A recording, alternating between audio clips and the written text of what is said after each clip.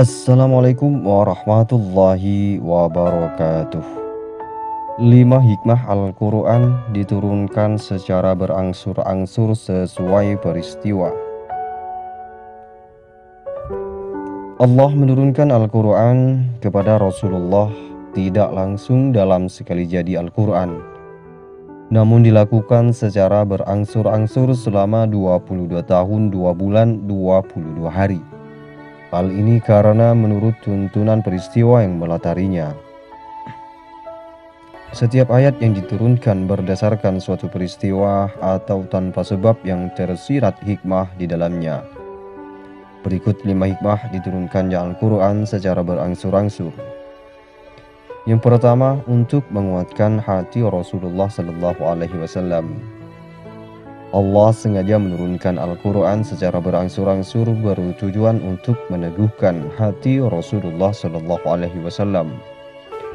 Sebab wahyu yang turun secara bertahap menurut peristiwa, kondisi, dan situasi yang mengiringinya tentu akan lebih kuat menancap dan terkesan di hati sang penerima wahyu tersebut, yakni Rasulullah SAW.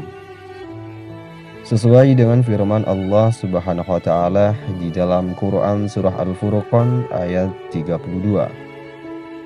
Orang-orang kafir berkata, "Kenapa Quran tidak turun kepadanya sekali turun saja?" Begitulah, supaya kami kuatkan hatimu dengannya dan kami membacanya secara tertil, teratur dan benar. Kedua, untuk menantang orang-orang kafir yang mengingkari Al-Quran. Orang-orang kafir menganggap aneh jika kitab suci diturunkan secara berangsur-angsur. Kemudian Allah menantang mereka untuk membuat satu surat saja yang sebanding. Ternyata orang-orang kafir tersebut tidak sanggup membuatnya seperti Al-Quran, apalagi untuk membuat satu kitab langsung jadi dan lengkap. Yang ketiga yaitu supaya mudah dihafal dan difahami. Turunnya Al-Quran secara berangsur sangat mudah bagi manusia untuk menghafal serta memahami maknanya. Terlebih bagi yang buta huruf seperti orang Arab pada masa itu. Sehingga hal ini membantu mereka menghafal serta memahami ayat-ayatnya.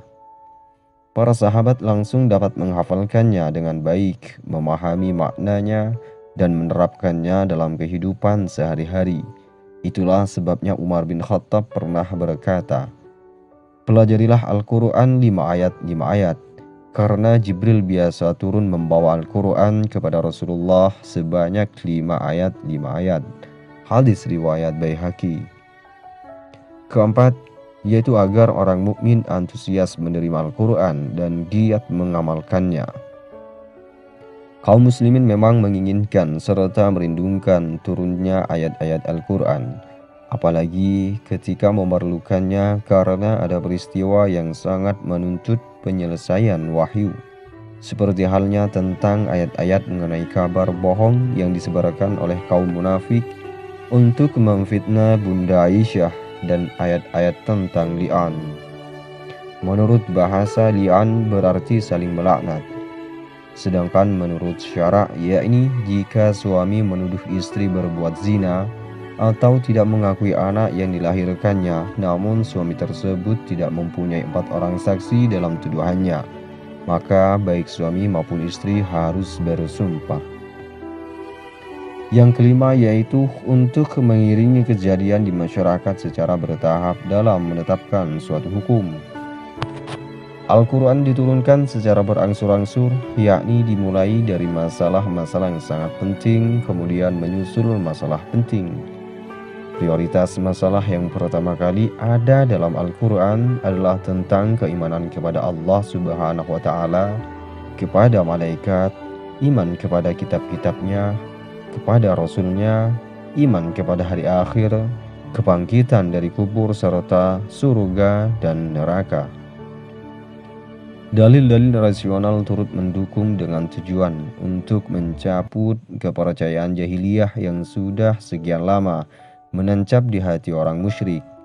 Lalu, dalil tersebut juga digunakan untuk ditanami atau mengganti dengan benih-benih akidah Islamiyah. Begitulah Al-Quran diturunkan sesuai dengan kejadian yang mengiringi perjalanan jihad panjang kaum muslimin dalam memperjuangkan agama Allah di muka bumi ini.